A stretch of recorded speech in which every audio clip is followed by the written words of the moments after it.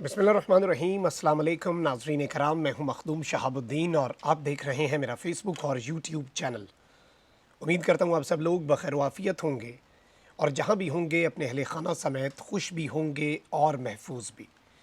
नाज़रीन कराम, इस वक्त खारजा महाज पर एटम बम फट चुका है और इमरान खान को अमरीकी साजिश से निकालने वाले और वो तमाम तर सहूलतकार इस वक्त एक जानिब तो पाकिस्तान की मईशत को तबाह कर चुके हैं और पाकिस्तान को मुआशी दिवालियापन की जानिब धकेल चुके हैं, तो वहीं दूसरी जानिब इमरान खान को अमरीकी साजिश से निकालने के बाद रूस ने पाकिस्तान को पहला बाकायदा झटका दिया है। ये एक बहुत बड़ा ब्लो है डिप्लोमेटिक फ्रंट पर पाकिस्तान को और इस इम्पोर्टेड हुकूमत को, जो कि इस वक्त पाकिस्तान को मुकम्मल तौर पर हर जानिब एक तरफ तो आइसोलेशन की तरफ लेकर जा रहे हैं, वहीं दूसरी जानिब तबाही की राह पर गामजन किया हुआ है। इस हवाले से बड़ी अहम तरीन डेवलपमेंट्स हैं जो आपके सामने रखनी हैं और इस वक्त किस तरह से हर तरफ से ही इनके ऊपर घेरा तंग होता जा रहा है। जबकि दूसरी जानिब राणा सनाउल्लाह, एक ऐसा किरदार जो कि मॉडल टाउन सानहे में भी मरकज़ी किरदार की हैसियत रखते हैं, जो उन पर इल्ज़ामात लगते हैं उनकी बिना पर, इसके साथ ही साथ 25 मई को इन्होंने जो कुछ किया। अब एक जानिब तो पीटीआई की पंजाब में हुकूमत आ चुकी है और इस मरतबा जो पॉलिसी है वो बड़ी जारहाना पॉलिसी है। तो अब राणा सनाउल्लाह जो कि वफाकी वज़ीर दाखिला हैं, उनकी पंजाब पुलिस के हाथों गिरफ्तारी की खबर इसने हलचल मचा दी हुई है और इस हवाले से इस वक्त पाकिस्तान तहरीक इंसाफ क्या सोच रही है, टेबल पर क्या कुछ मौजूद है, ये सारी डेवलपमेंट्स रखनी है। दो बड़ी अपडेट्स हैं।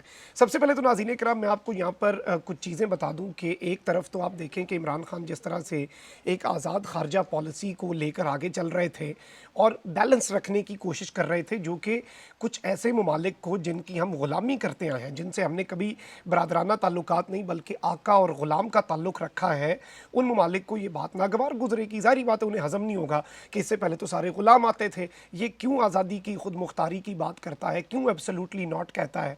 और इसी की पादाश में फिर जो रिजीम चेंज ऑपरेशन पाकिस्तान में कैरी आउट किया गया, मकामी हैंडलर्स की मदद ली गई, इसके अंदर जो आपके सियासतदान हैं उनकी मदद ली गई, पाकिस्तान को तड़ियाँ लगाई गई, धमकियाँ लगाई गई, यहाँ तक कि साइफ़र के अंदर भी पाकिस्तान को धमकाया गया।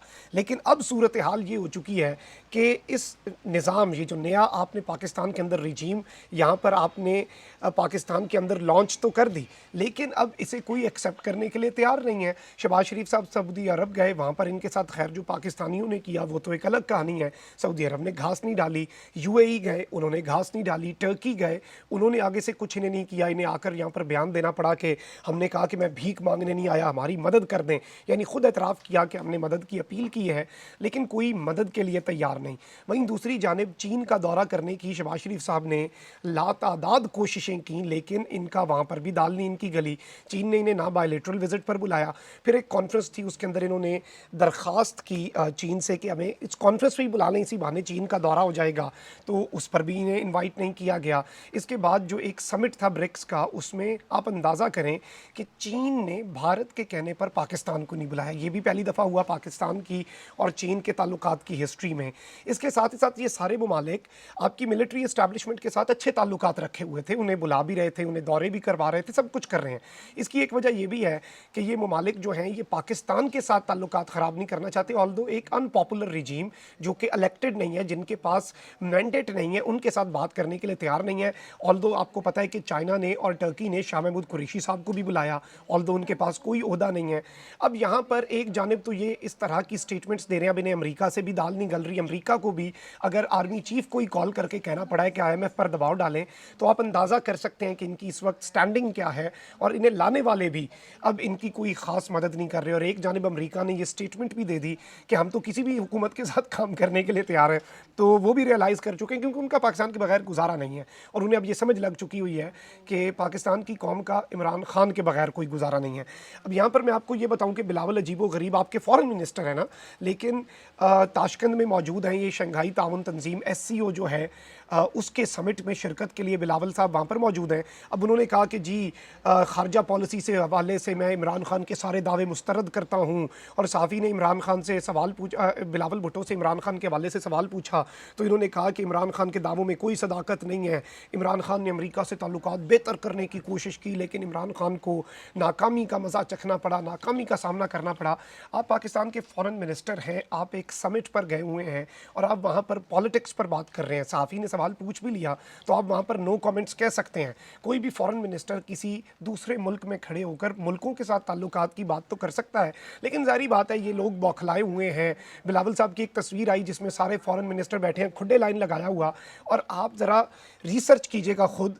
और मैं इस हवाले से देख रहा था, उसमें वक्त ज़्यादा लग जाएगा। जितने SCO के फ़ॉरेन मिनिस्टर्स आए हैं, आप उन सब की प्रोफाइल, इंडियन जयशंकर की भी उठा लें, आप उन सब की प्रोफाइल्स उठाकर देखें, आपको पता लगेगा कि उन्होंने उम्रें लगाई हैं, उन्होंने ख्वारियाँ काटी हैं वो इस मकाम पर पहुँचने के लिए कि अपने मुल्क के वो टॉप डिप्लोमेट बने, अपने मुल्क के वज़ीर ख़ारजा बने। उसके लिए उन्होंने बहुत कुछ किया। अलबत्ता बिलावल साहब की पहली नौकरी ही ये है और उनकी अचीवमेंट सिर्फ ये है कि वो एक वसीयतनामा जो है उसकी बिहाफ पर वो पुराने सारे सियासतदानों के बॉस बनकर बैठे हैं।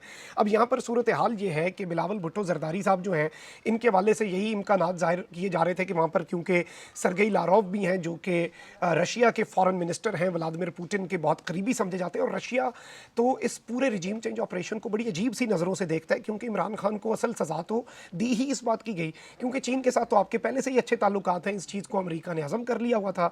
इमरान खान एक बैलेंस रखने की कोशिश कर रहा था, पाकिस्तान की आवाम का सोच रहा था, गंदम और तेल उनसे सस्ते दामों ख़रीदना चाहता था। और ये चीज़ें रूस को क्या नहीं समझ आ रही कि ये पूरे का पूरा जो सज़ा है इमरान खान को, जिसमें ये सहूलतकार बने हैं बिलावल साहब भी, शहबाज शरीफ साहब भी, ये किसकी वजह से बने। अब यहाँ पर ख़बर यह है कि रूसी वज़ीर ख़ारजा सरगेई लारोव ने पाकिस्तानी वज़ीर ख़ारजा बिलावल भुट्टो से मुलाकात करने से इनकार कर दिया और रूसी वजारत ख़ारजा ने मुलाकात से इनकार की कोई वजह नहीं बताई। और अब मीडिया भी से यही रिपोर्ट कर रहा है मेरे सामने, बल्कि एक खबर खुली हुई है कि नो पाक Russia foreign ministers meeting at SCO raises eyebrows. बहुत से लोगों की आईब्रोज खड़ी हुई हैं कि ये असल मामला क्या है, और इसके ऊपर बहुत से सवालात उठ रहे हैं कि सरगेई लारोव ने भारतीय अपने काउंटर पार्ट के साथ मुलाकात की और बिलावल भुट्टो के हवाले से आपके फॉरेन मिनिस्टर के जो स्पोक्स पर्सन है उन्होंने अनाउंस किया था कि बिलावल की चाइना, रशिया और दीगर SCO स्टेट्स के जो फॉरेन मिनिस्टर्स हैं उनके साथ बायलेटरल मीटिंग्स होंगी, यानी 1-on-1 मीटिंग होगी। तो इसमें जो रशिया के फॉरेन मिनिस्टर हैं, ऑब्वियसली इन्होंने कहा था कि हम इंडियन फॉरेन मिनिस्टर के अलावा बाकी सब फॉरेन मिनिस्टर्स जो हैं उनके साथ मुलाकात करेंगे। और रूस के फॉरेन मिनिस्टर के साथ फिर इनकी मुलाकात नहीं, उन्होंने बाकी सबके साथ मुलाकात की। इस वजह से अब बहुत से सवालात भी खड़े हो रहे हैं और इसे डायरेक्टली मैं आपको ये बता सकता हूँ कि जोड़ा जा रहा है किस खबर के साथ। इसे डायरेक्टली नाज़रीन कराम इसी खबर के साथ जोड़ा जा रहा है कि इमरान खान की हुकूमत रशिया के दौरे से वापस आने के बाद रिमूव हुई, उसमें वो एक बड़ा अहम किरदार अदा किया। इवन साइफर के अंदर इमरान खान के रूस के दौरे का बड़ा वाज़ेह और बड़ा दो टोक किस्म का जिक्र भी था। तो ये एक बड़ी अलार्मिंग और एक बड़ी अहम तरीन डेवलपमेंट है जो कि बड़ी एक कंसर्न का मैटर भी है विदाउट डाउट। अब इस सारी की सारी सूरत हाल के अंदर अगर मुल्की सियासत की बात की जाए तो आपको पता है कि किस तरह से पंजाब के अंदर इस वक्त हुकूमत आ चुकी है और पंजाब मुकम्मल तौर पर फतह हो चुका है। अब ऑब्वियसली 25 मई का बदला भी लेना है। और आप देखें कि पिछले 4 साल भी तो खान साहब की हुकूमत थी, मॉडल टाउन वाक़े पर कोई इतना काम नहीं हुआ, लेकिन आते साथ परवेज़ इलाही को खान साहब ने कहा मॉडल टाउन का केस खोलो। इस मरतबा कोई मफाहमत नहीं, इस मरतबा कोई बचत नहीं, इस मरतबा कोई प्रेशर नहीं, इस मरतबा सब क्यों झुरलू फेरा जाएगा जिसने जो कुछ किया है। आप देख लें कि जितनी पुलिस, जितनी ब्यूरोक्रेसी 25 मई को बच्चों, औरतों, बूढ़ों के ऊपर जुल्म के पहाड़ तोड़ने में मुलविस थी, उन सब के ऊपर कार्रवाई की गई। अब यहाँ पर सूरत हाल नाज़रीन कराम ये हो चुकी है कि फवाद चौधरी साहब ने पहले अनाउंस किया था कि राणा सनाउल्लाह साहब जो हैं, जो कि इस वक्त आपके वज़ीर दाखिला है ना, विफाक में बैठे हैं, ऑल्दो इस्लामाबाद की हदूद के अलावा तो उनके पास और कुछ नहीं है, तो राणा सनाउल्लाह की पंजाब में दाखिले के ऊपर पाबंदी होगी। लेकिन उस पर राणा सनाउल्लाह ने कहा कि जी जवाज़ मिल जाएगा, मैं गवर्नर राज लगवा दूंगा, ये कर दूंगा, वो कर दूंगा। तो अब इन्होंने स्टेटमेंट चेंज कर दी है। उन्होंने कहा है कि राणा सनाउल्लाह के पंजाब में दाखिले का बयान हम तब्दील करते हैं, हम अपनी पॉलिसी तब्दील करते हैं। राणा सनाउल्लाह साहब पंजाब में आ जाएँ, दाखिल हो जाएँ, उसके ऊपर कोई पाबंदी नहीं है। अलबत्ता इनके वापस जाने की गारंटी हम नहीं देंगे, यानी कि इनकी गिरफ्तारी के इम्कानात हैं। और ज़ाहिर बात है जब एक तरफ आपने मॉडल टाउन केस की इंक्वायरी खोल दी है, दीगर जो पंजाब के अंदर मामलात हैं, तो उनके अंदर ज़ाहिर बात है पंजाब पुलिस डायरेक्टली रिपोर्ट करती है वज़ीर आला को, IG डायरेक्टली दिल्ली वज़ीर आला को रिपोर्ट करता है।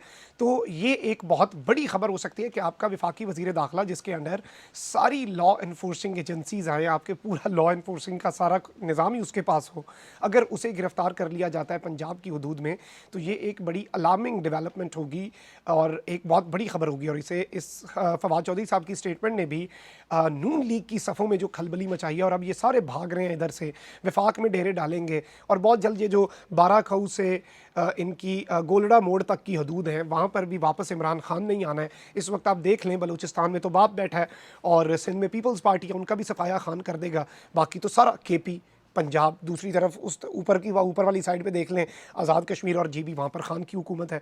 तो अब ये दिन ज़्यादा दिन चलना वाला, इनका ये कंपनी चलनी तो है नहीं, और अब इन्हें हर तरफ से धचके मिल रहे हैं, और अब रूस ने भी धचका दे दिया है, चीन और बाकी ममालिक तो पहले दे चुके हैं। तो ये एक बड़ी इंपॉर्टेंट डेवलपमेंट है। अपना बहुत ख्याल रखें। अल्लाह ने के बाद पाकिस्तान जिंदाबाद।